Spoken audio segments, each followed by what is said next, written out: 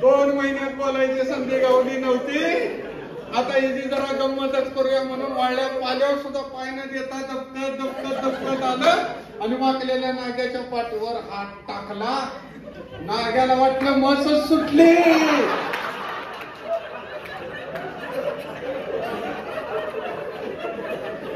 आणि हौदाच्या पलीकडे उडी मारून सदा म्हणला 2 महिन्यात पहिले बोलायची संधी गावली तुम्ही पळायला लागली. मग सदा त्याच्या मागं पळायला लागले. नाग्या गुडघ्याच्या वर साडी